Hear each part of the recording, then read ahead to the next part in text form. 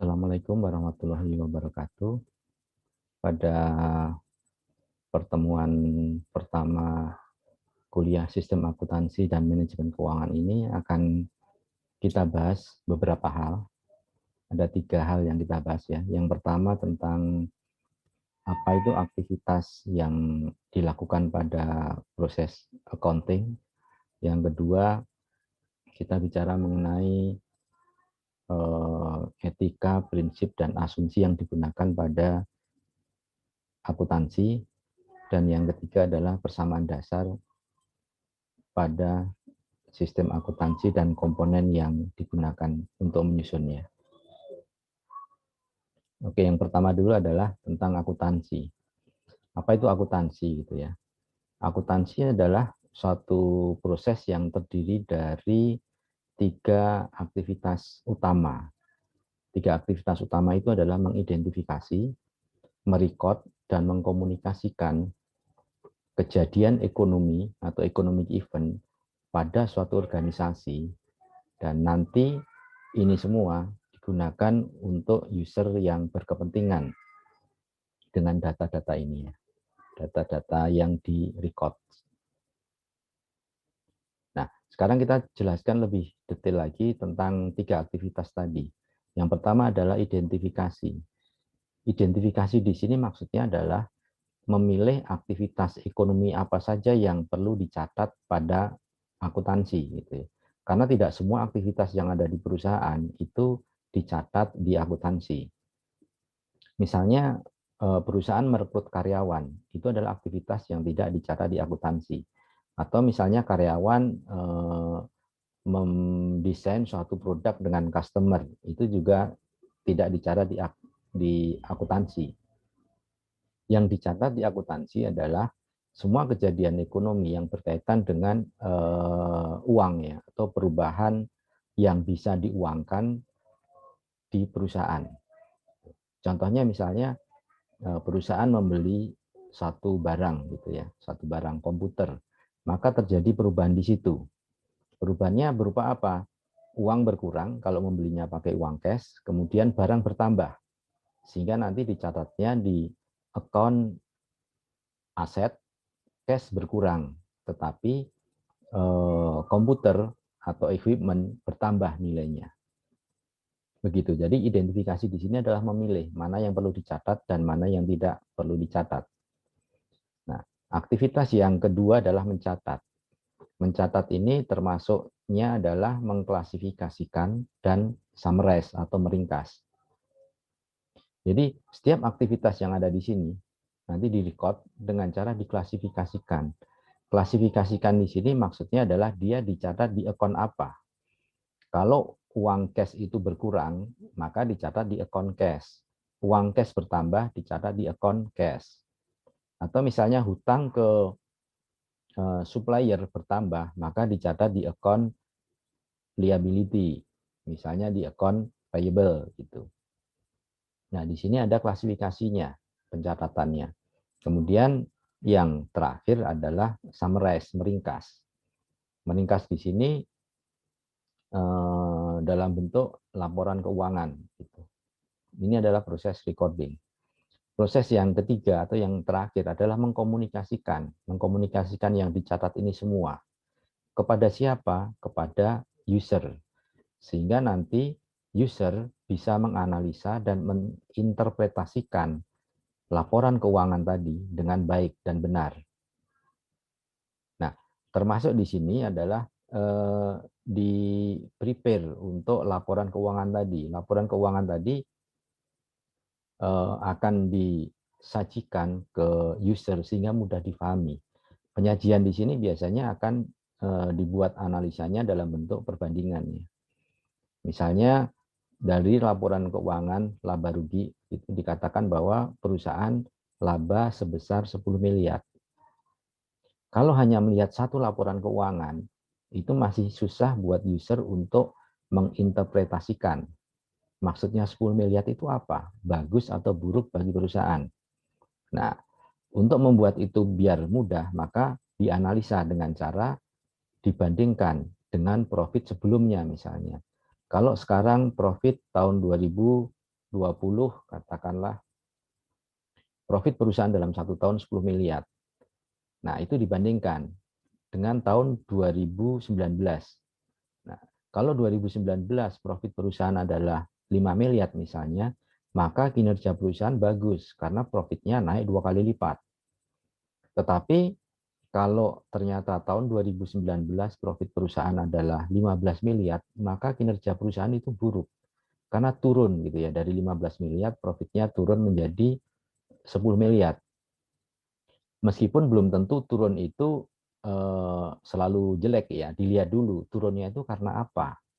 Apakah turunnya itu karena hutangnya itu dibayarkan dalam jumlah yang sangat besar, atau perusahaan menggunakan keuntungan sebelumnya itu untuk mengembangkan bisnis perusahaan. Nah, itu akan dilihat lebih lanjut gitu. Kalau hanya melihat dari sisi profit 1 tahun saja, itu akan susah untuk diinterpretasikan. Nah, termasuk di akuntansi itu ada istilah bookkeeping. Fungsi bookkeeping ini sebenarnya lebih banyak pada proses recording di sini. Oke, kita lanjutkan dengan user. User atau pengguna dari laporan keuangan tadi yang dicatat di accounting itu secara garis besar ada dua, yaitu user internal dan user eksternal. Kalau user internal itu adalah semua orang atau pegawai yang ada di dalam perusahaan itu sendiri. Biasanya yang menggunakan laporan keuangan itu adalah top management atau middle management. Dan digunakan untuk apa? Digunakan untuk pengambilan keputusan. Jadi laporan keuangan tadi menyediakan laporan yang bisa membantu user untuk pengambilan keputusan. Contohnya adalah misalnya di sini. Ini ada bagian marketing gitu ya. Pada bagian marketing, laporan keuangan itu bisa digunakan untuk menentukan harga suatu produk. Menentukan harga suatu produk. Misalnya berapa sih target penjualan, kemudian berapa harga produk tahun sebelumnya, laku atau tidak, begitu. Sehingga nanti bagian marketing bisa menentukan berapa harga suatu produk tertentu. Kemudian yang kedua, untuk pihak manajemen, itu dia dari laporan keuangan tadi bisa menentukan produk mana yang paling laku dan mana yang tidak. Biasanya kalau ada produk yang tidak laku itu dua kemungkinan ya. Produk itu diganti segmen pasarnya atau produk itu dieliminasi atau tidak diproduksi lagi karena tidak laku. Nah, data-data suatu produk laku atau tidak itu kan diperoleh dari data-data akuntansi, di mana di situ dicatatkan berapa jumlah produk yang laku dan mana yang tidak. Gitu. Contoh yang lain adalah misalnya bagian finance. Bagian finance di sini dia akan melihat berapa besarnya uang cash yang tersedia di perusahaan. Misalnya pada akhir tahun fiskal akan dibagikan dividen ke stockholder atau pemegang saham. Nah, bagian finance itu akan melihat uang cash-nya tersedia cukup atau tidak. Maksudnya begini ya. Karena tidak semua aset perusahaan itu yang liquid disimpan dalam bentuk cash. Kenapa tidak dalam bentuk cash? Karena dalam bentuk cash itu capital gain dari uang cash tadi itu sangat kecil atau bahkan tidak ada gitu ya. Kalau disimpan dalam bentuk cash, disimpan di bank misalnya dia hanya mendapatkan bunga bank gitu ya. Tapi kalau disimpan dalam bentuk stok, saham atau surat berharga, bonds gitu ya. Atau aset-aset yang lainnya yang memiliki nilai capital gain yang besar, maka perusahaan akan memperoleh keuntungan yang lebih dibandingkan dalam bentuk uang cash penyimpanannya. Makanya aset perusahaan itu tidak disimpan dalam bentuk cash dalam jumlah yang besar. Tetapi ketika dia dibutuhkan, misalnya untuk membagi dividennya atau keuntungan ke pemegang saham di tahun akhir fiskal, maka finance akan melihat kalau uang cash-nya kurang, maka akan dicari aset mana yang bisa dijadikan uang cash. Gitu ya. Apakah menjual sahamnya di perusahaan lain atau menjual surat utang atau yang lainnya gitu ya, sehingga bisa dijadikan dalam bentuk cash. Nah, untuk melihat ini kan hanya diketahui di laporan keuangan ya, berapa besar cash yang tersedia di perusahaan tersebut. Kemudian yang ketiga, yang keempat misalnya bagian human resource. Bagian human resource di sini menggunakan laporan keuangan tadi itu untuk memutuskan apakah gaji tahun depan itu untuk karyawan akan naik atau tidak. Nah, akan dilihat kondisi keuangan perusahaan. Misalnya kalau perusahaan itu untung, maka sudah wajar jika karyawan gajinya dinaikkan. Maksud untung di sini adalah untungnya itu naik dibandingkan tahun sebelumnya. Berarti karyawan sudah bekerja dengan bagus dan patut dihargain dengan suatu kenaikan gaji. Tidak selalu kenaikan gaji ya, misalnya pembagian bonus karena perusahaan mencapai target tertentu dari keuntungan yang ditargetkan oleh owner misalnya. Nah, ini contoh-contoh bagaimana user internal menggunakan laporan keuangan yang dicatat di accounting untuk pengambilan keputusan. Kemudian kelompok user yang kedua adalah user eksternal. Nah, user eksternal di sini yang utama itu ada dua gitu ya. Kalau user eksternal yang lainnya ada banyak, nanti saya jelaskan. Nah, user eksternal yang utama itu ada dua. Yang pertama adalah kreditor, yang kedua adalah investor. Kreditor itu siapa? Kreditor itu adalah orang atau lembaga yang memberikan pinjaman ke perusahaan. Nah, kreditor di sini ada dua ya untuk kreditor. Satu, kreditor itu bank. Jadi bank itu memberikan pinjaman berupa uang ke perusahaan. Kemudian kreditor yang kedua adalah supplier atau vendor. Jadi dia menunda pembayaran gitu ya, sehingga perusahaan itu hutang ke supplier atau vendor. Itu adalah kreditor yang memberikan pinjaman. Nah, untuk kreditor berupa bank, bank akan memberikan pinjaman ke perusahaan, layak atau tidak, itu dilihat dari laporan keuangan perusahaan. Kalau perusahaan itu dilihat dari laporan keuangannya itu ketahuan bahwa kinerjanya bagus, keuntungannya stabil, meningkat, kan gitu ya, dan mempunyai dana liquid yang cukup, maka bank akan memutuskan, oh perusahaan tersebut dikasihkan pinjaman. Nah, keputusan ini diperoleh dari laporan keuangan yang dicatat di akuntansi. Kemudian kreditor berupa supplier ataupun vendor juga sama ya. Kalau supplier atau vendor menjual barangnya ke perusahaan, kemudian perusahaan meminta pembayarannya tidak ketika barang datang, tapi ada waktu ya, bisa sebulan, 2 bulan, 3 bulan, atau bahkan 1 tahun pembayarannya. Nah, maka kreditor berkepentingan untuk meminta laporan keuangan untuk memastikan bahwa perusahaan memang mampu untuk membayar barang yang dibelinya. Begitu. Kemudian yang kedua adalah investor. Investor ini akan melihat perusahaan itu baik atau buruk dilihat dari laporan keuangan. Kalau laporan keuangannya bagus, maka investor akan menanamkan modalnya di situ. Atau investor akan membeli saham perusahaan kalau perusahaan memperjualbelikan sahamnya.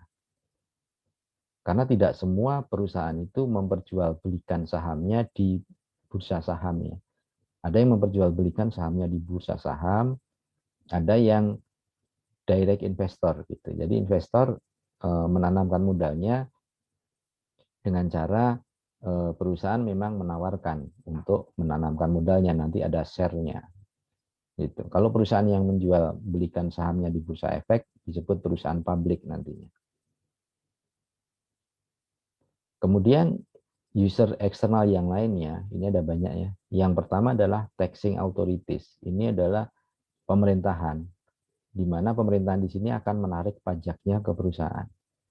Nah, salah satu pajak yang ditarik ke perusahaan itu berdasarkan berapa besar keuntungan perusahaan. Kalau keuntungannya semakin besar, maka pajaknya semakin besar. Nah, itu diketahui dari mana? Dari laporan keuangan.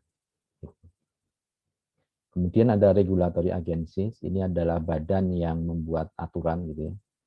Aturan perusahaan, dia juga memerlukan laporan keuangan untuk membuat aturan bagaimana seharusnya bentuk atau standar laporan keuangan yang dikeluarkan oleh perusahaan misalnya. Kemudian ada customer ya.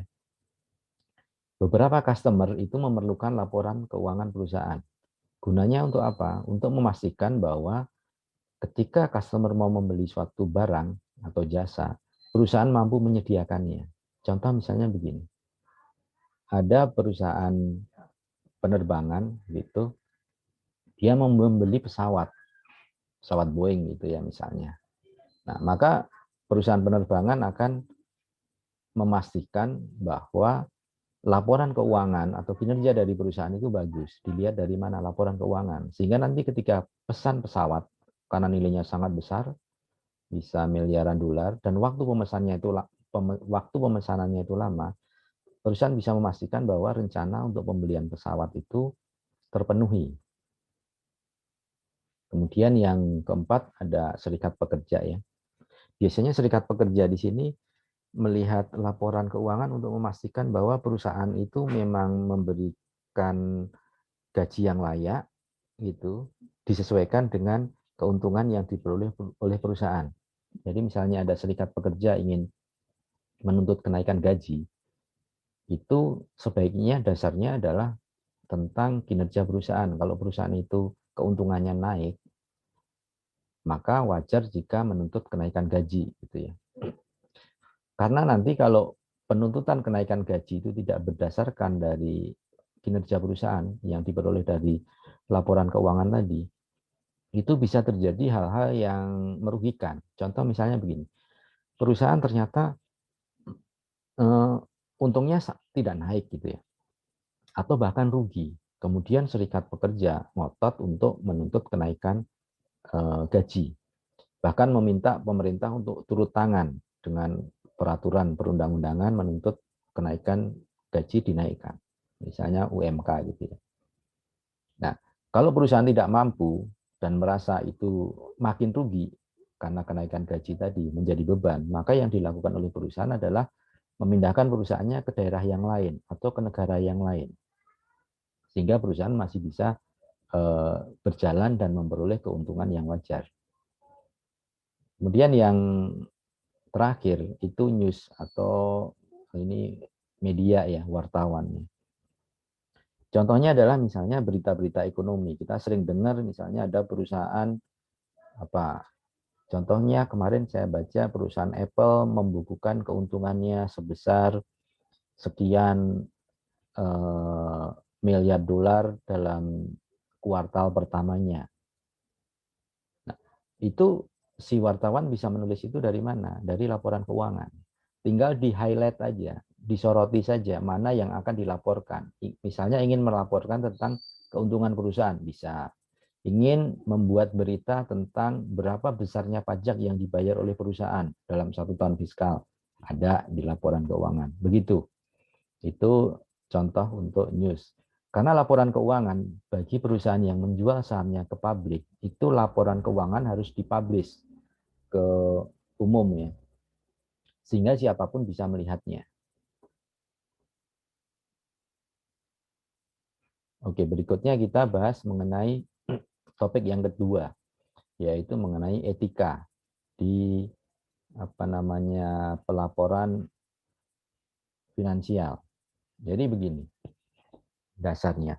Jadi terjadi beberapa skandal yang melanda gitu ya, atau yang terjadi. Misalnya di sini ada skandal Enron, WorldCom, HealthSouth, AIG, dan lain-lain.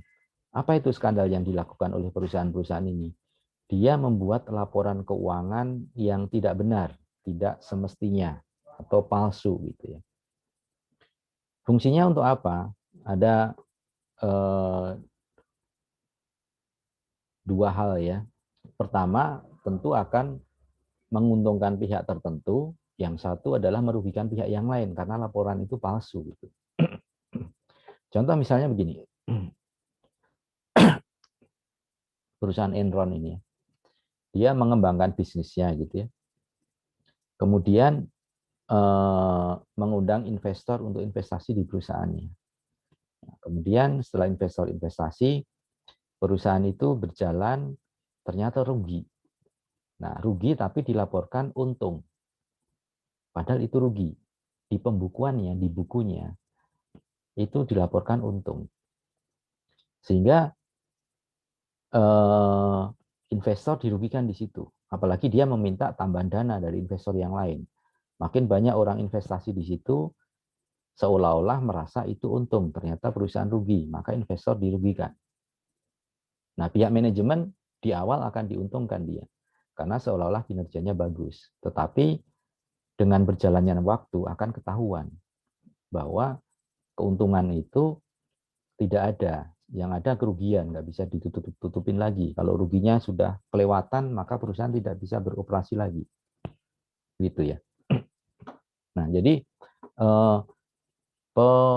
pemalsuan atau tidak melaporkan laporan keuangan secara benar itu adalah melanggar etika karena merugikan pihak yang lain.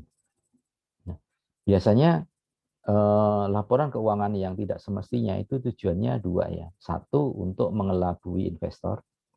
Yang kedua, untuk mengelabui pemerintah untuk menarik pajak. Kalau tadi perusahaan rugi dilaporkan untung untuk mengelabui investor. Kalau yang kedua, itu perusahaan untungnya besar, tapi dilaporkan untungnya kecil. Sehingga pajak yang dibayarkan kecil, itu untuk mengelabui pihak pemerintahan.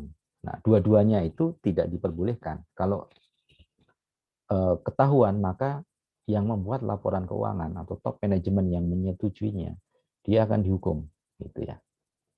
Nah, tetapi untuk menghindari ini ya, untuk menghindari skandal laporan keuangan, pemerintah akan membuat seperangkat aturan untuk menghindarinya.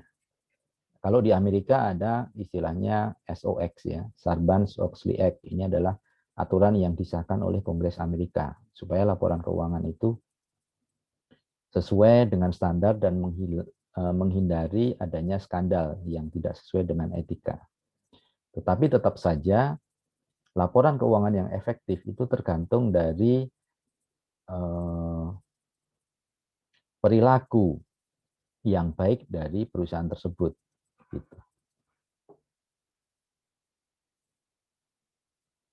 Nah, berikutnya adalah tentang ini ya, prinsip-prinsip generally ini ya, accounting atau generally accepted accounting principle atau GAAP. GAAP ini sebenarnya adalah standar tentang pembuatan laporan keuangan yang ada di Amerika. Nah, kenapa perlu adanya standar pembuatan laporan keuangan atau standar accounting? Karena begini, tadi kan ada banyak user ya. User itu memerlukan informasi tentang laporan keuangan. Nah, supaya user ini memahami atau membaca laporan keuangan itu dengan persepsi yang sama, maka perlu dibuat adanya suatu standar. Nah, standar untuk pembuatan financial statement atau laporan keuangan nih, kalau diterjemahkan, itu perlu adanya standar yang harus diikuti oleh semua perusahaan. Nah, makanya pihak pemerintahan kalau di sini di Amerika dia mengeluarkan GAAP. Ini adalah standar yang harus diikuti oleh perusahaan dalam pembuatan laporan keuangan supaya menghasilkan laporan yang sama sehingga user akan memahaminya dengan sama pula. Nah, laporan keuangan di sini yang utama ada 4 ya. Balance sheet, income statement, statement of owner equity, dan statement of cash flow. Nah, kemudian nanti di laporan keuangan biasanya akan disertakan juga note disclosure atau catatan khusus mengenai ini ya, laporan keuangan yang dibuat. Nah, kalau GAAP itu adalah standar yang dibuat oleh Amerika. Nah, kalau negara-negara lain bagaimana? Negara-negara lain juga mempunyai standar keuangan. Tetapi standar keuangan yang yang utama yang ada di dunia itu sebenarnya ada dua ya.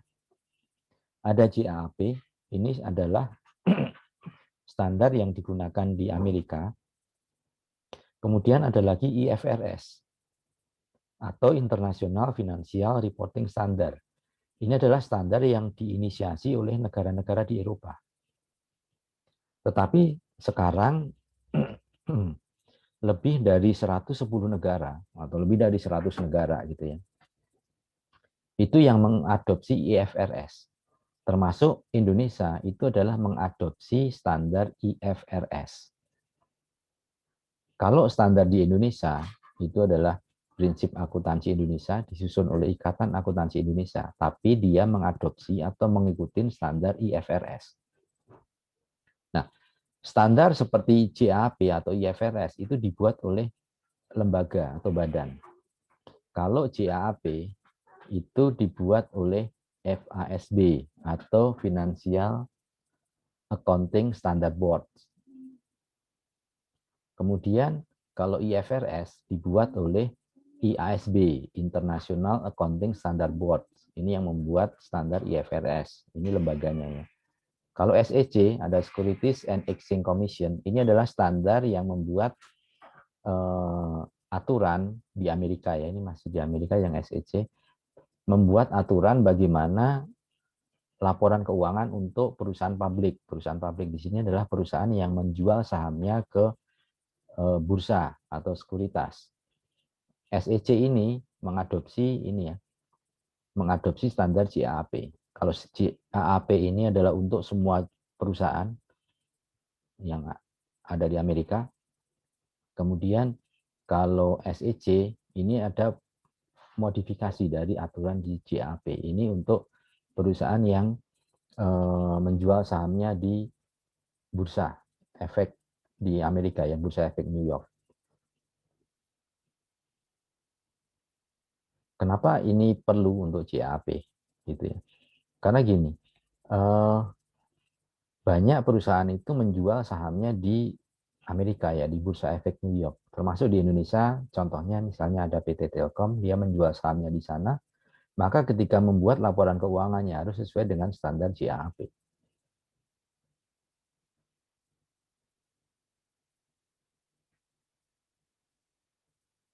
Oke. Oh ya, satu lagi yang kelewatan di sini ya. Nah, karena ada dua standar utama, yaitu GAAP dan IFRS, maka pembuat standar ini, FASB maupun IASB, itu menyadari bahwa kalau ada dua standar yang terlalu berbeda, maka itu tidak bagus bagi masyarakat, karena dua beda gitu ya. Sehingga untuk sekarang, mulai tahun 2003, keduanya itu mulai menyamakan standarnya, sehingga tidak ada perbedaan yang terlalu signifikan antara standar GAAP dan standar IFRS. Meskipun masih ada perbedaan, itu ya seminimal mungkin, gitu ya, nggak terlalu signifikan perbedaannya untuk kondisi saat ini. Oke, sekarang kita bahas tentang measurement prinsip atau prinsip pengukurannya. Prinsip pengukuran itu ada dua, historical cost principle, yang kedua fair value principle. Kita bahas historical cost principle dulu. Ini artinya apa historical cost principle di sini? Ini maksudnya adalah di accounting yang dicatat itu perusahaan mencatat aset berdasarkan cost-nya, berdasarkan nilai dari aset ketika dia dibeli. Contohnya begini ya. Misalnya perusahaan mempunyai aset berupa properti. Ketika membeli nilainya 1 miliar. Maka dia akan dicatat di accounting bahwa nilai dari aset tersebut adalah 1 miliar. Tahun depan berapa? 1 miliar juga. 2 tahun lagi 1 miliar juga. Itu adalah menganut historical cost principle. Nah, kalau standar GAAP itu mengakui adanya ini atau mencatat dengan cara historical cost principle. Yang kedua, ada fair value principle. Ini maksudnya apa? Dia mencatat aset dan liability itu dengan cara ini ya, fair value. Nilainya itu berubah sesuai dengan waktu. Contohnya misalnya sama ya. Perusahaan membeli aset berupa properti. Ketika membeli itu nilainya 1 miliar. Kemudian setelah 1 tahun dilihat berapa nilai dari aset tersebut. Kalau misalnya membeli tanah ternyata nilainya menjadi 1.200.000.000, maka dicatat dengan adjusting nanti ya, dengan penyesuaian bahwa nilai aset properti tersebut adalah 1,2 miliar, bukan 1 miliar lagi. Berbeda dengan historical cost principle. Memang historical cost principle ini lebih simpel pencatatan asetnya. Kalau ini lebih ribet, tetapi lebih menunjukkan kondisi sebenarnya. Nah, kalau IFRS itu menganut prinsip ini, fair value cost principle. Meskipun JAAP menggunakan historical cost principle, tapi JAAP juga mengakui kalau ada perusahaan mau mencatat dengan cara fair value principle. Itu contoh bagaimana JAAP ini ya, standarnya mulai mendekati atau sama dengan IFRS tadi. Atau IFRS sama dengan JAAP. Nah, JAAP sekarang mengakui kalau perusahaan mau mencatat dengan fair value. Meskipun standar awal di JAAP itu adalah historical cost principle. Gitu.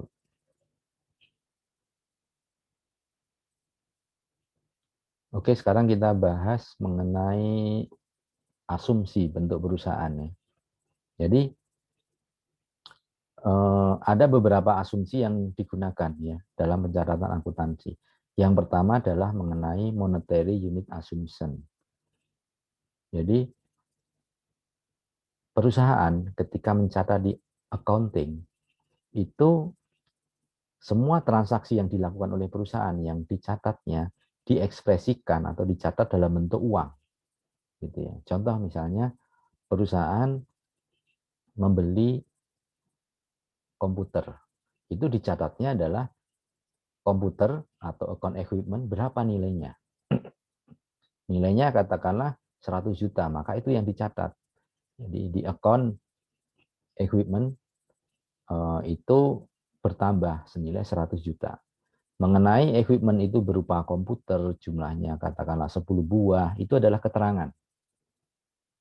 Keterangan. Pencatatan utamanya adalah nilai komputer itu harus dalam bentuk uang ya. Harus dinyatakan dalam bentuk uang.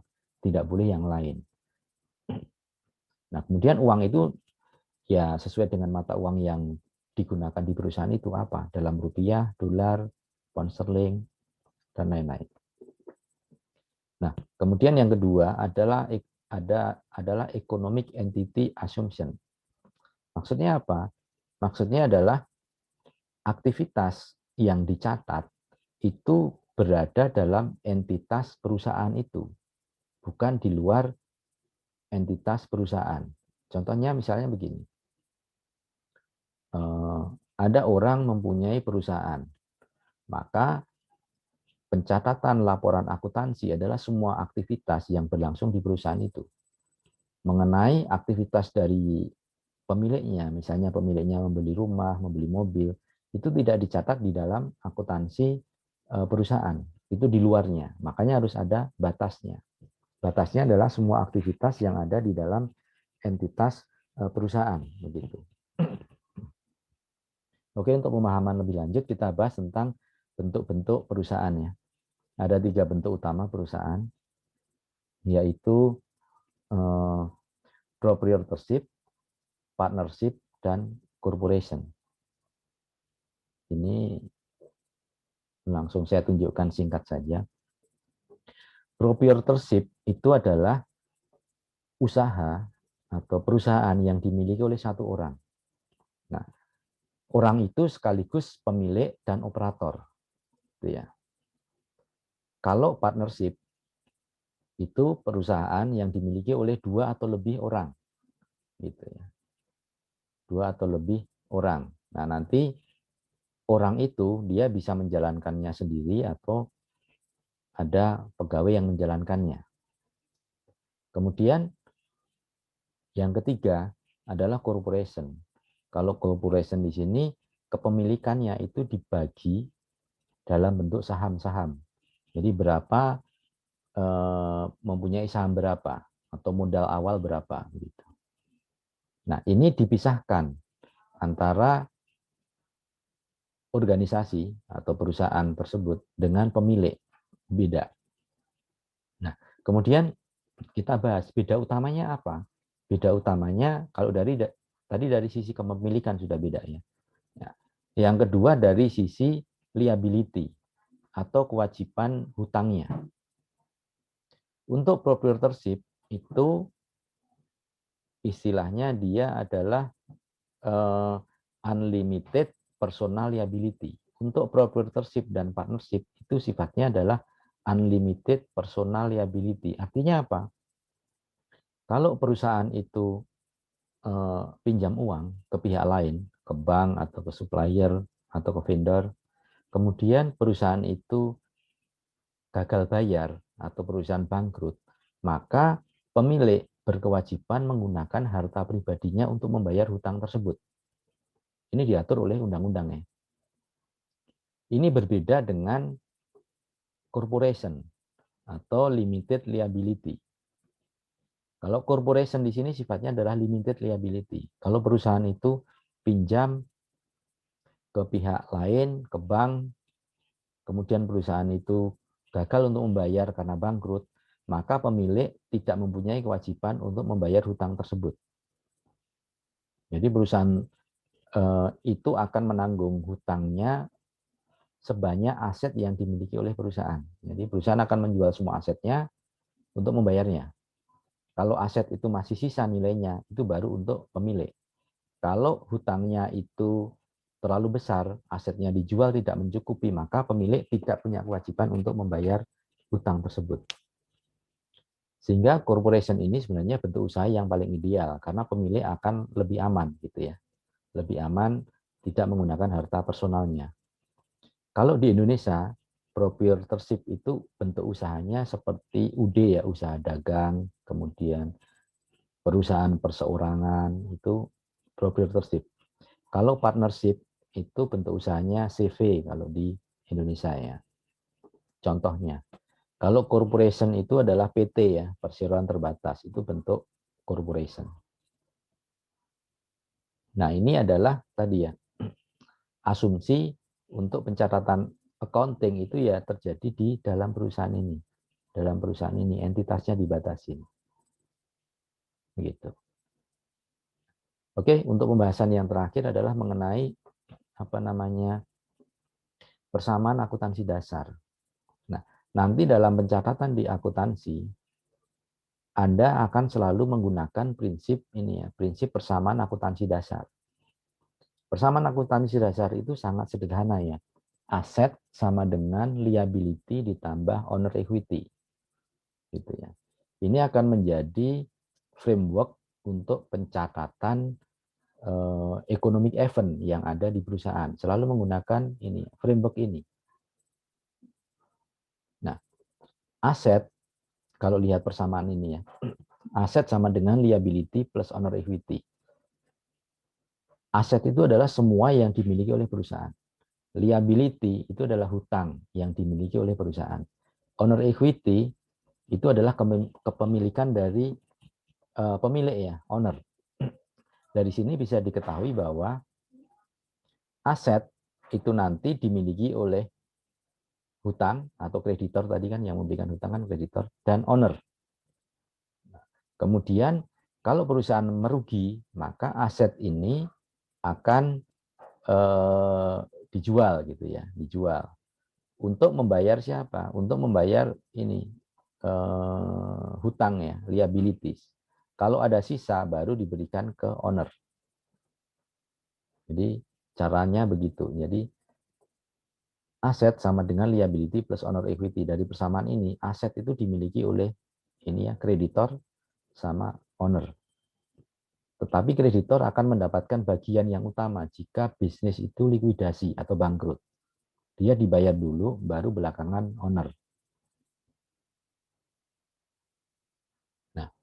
Kita bahas tentang aset ya. Aset itu adalah sumber daya yang dimiliki oleh perusahaan. Semua sumber daya yang dimiliki oleh perusahaan. Nah, dengan adanya aset ini, maka perusahaan bisa memberikan layanan atau bisa memberikan keuntungan kepada perusahaan. Misalnya dengan cara menjual barang atau menjual jasa. Karena dari aset itu bisa dihasilkan barang atau jasa yang nanti akan memberikan keuntungan. Nah, contoh-contoh aset adalah misalnya cash, uang cash gitu ya. Suppliers atau persediaan. Persediaan ini tergantung jenis perusahaannya ya. Kalau perusahaan makanan maka supplies di sini adalah bahan-bahan makanan gitu. Ada gandum, kacang, minyak, itu adalah supplies. Kalau perusahaan misalnya perkantoran gitu ya, suppliesnya dia bisa kertas, tinta, spidol, alat untuk kebersihan dan lain-lain. Kemudian equipment, peralatan ya. Bisa mesin, komputer, atau bisa juga properti. Misalnya perusahaan punya gedung, tanah, itu adalah semua termasuk aset. Pokoknya semua yang dimiliki oleh perusahaan adalah aset. Kemudian yang kedua, liability. Liability ini adalah semua hutang gitu ya, atau kewajiban. Nah, liability nanti dia akan mengklaim asetnya. Aset ini diklaim oleh liability karena perusahaan punya kewajiban untuk membayar hutangnya. Gitu ya. Diklaim dalam bentuk hutang maupun obligasi. Nah, aset ini adalah para kreditor ya yang meminjamkan uang. Tadi kreditor sudah kita bahas kan. Kreditor utama kan ada dua ya. Bank sama vendor atau supplier. Nah, account yang digunakan di liability nanti ada account payable. Account payable ini untuk pencatatan hutang ke supplier atau vendor. Ada notes payable. Ini adalah untuk mencatat semua hutang ke bank. Ada salaries and wage payable. Ini untuk mencatat hutang ke pegawai ya. Loh kok pegawai bisa dihutangi oleh perusahaan? Iya, ini terjadi jika di pencatatan keuangan gaji pegawai belum dibayarkan, padahal pegawai sudah bekerja. Nah, nanti dicatat di sini. Salaries and wage payable. Gitu, dan lain-lain. Kemudian yang ketiga ada owner equity. Nah, owner equity ini tadi sama ya, dia sifatnya adalah mengklaim aset, tetapi setelah ini ya, setelah kreditor. Nah, karena ini kalau perusahaan likuidasi dibayarkan belakangan, ini disebut juga residual equity atau ekuitas sisa ya, sisa dari kreditor kalau perusahaan dilikuidasi. Nah, di owner equity nanti ada komponen yang lebih detail lagi. Komponen untuk owner equity itu ada ini ya, investasi owner atau owner capital, kemudian revenue atau pendapatan itu masuk ke owner equity ya. Investasi dan owner equity nanti investasi dan revenue itu sifatnya akan menambah owner equity atau menambah ekuitas pemilik. Kemudian ada lagi drawing. Drawing ini adalah kalau owner menarik uangnya dari perusahaan untuk kepentingan pribadi, namanya drawing.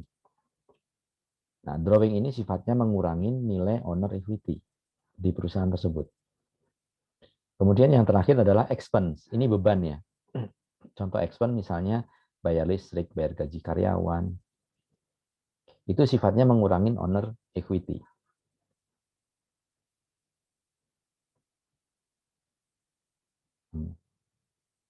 Oke, kita ini ada 2 lembar lagi ya.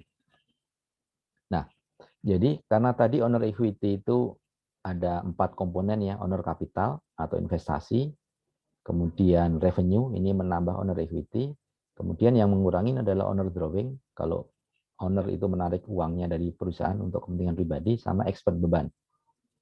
Gitu. Jadi kita bisa tuliskan persamaan akuntansi dasar tadi, aset sama dengan liability plus owner equity menjadi Aset sama dengan liability plus ini ya, karena owner equity tadi ada 4 plus owner capital, dia menambah owner equity, dikurangin owner drawing, karena owner drawing itu mengurangi owner equity, sehingga dia negatif. Ditambah revenue, karena revenue tadi menambah owner equity. Revenue itu pendapatan ya. Kemudian dikurangin expense, beban-beban tadi. Gitu. Nah, kalau apa namanya investasi itu diperoleh dari owner ketika owner menaruh uangnya atau menyerahkan uangnya ke perusahaan. Itu dicatat di sini, owner capital. Begitu.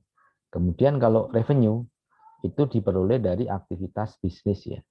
Misalnya penjualan, dapat fee, memberikan layanan, dapat komisi, dapat bunga, dapat dividen karena perusahaan mempunyai saham di perusahaan yang lainnya, royalti, sewa, itu semua masuk ke revenue. Nah, kalau yang mengurangi owner equity, itu tadi adalah drawing. Kalau owner mengambil uang cash atau aset yang lainnya dari perusahaan untuk kepentingan pribadi. Kemudian yang terakhir adalah expense. Expense itu adalah beban atau biaya, gitu ya. Kenapa ada beban? Karena begini, ketika perusahaan itu berjalan, maka aset-aset yang ada itu akan mengkonsumsi biaya, gitu, mengkonsumsi biaya. Contoh dari expense misalnya adalah ini, gaji pegawai. Karena untuk menjalankan perusahaan ada pegawai, dia perlu digaji. Kemudian sewa. Kalau perusahaan menyewa suatu gedung atau tanah, gitu ya, maka dia harus bayar sewa. Kemudian utilities, misalnya menggunakan listrik, air, termasuk pajak, itu nanti dicatatnya sebagai expense. Itu adalah rumus persamaan akuntansi dasar. Sehingga nanti dalam pencatatan di akuntansi harus memenuhi ini ya, persamaan ini. Memenuhi persamaan aset sama dengan liability ditambah owner equity. Oke, saya pikir itu dulu untuk pertemuan kali ini. Saya akhiri video ini.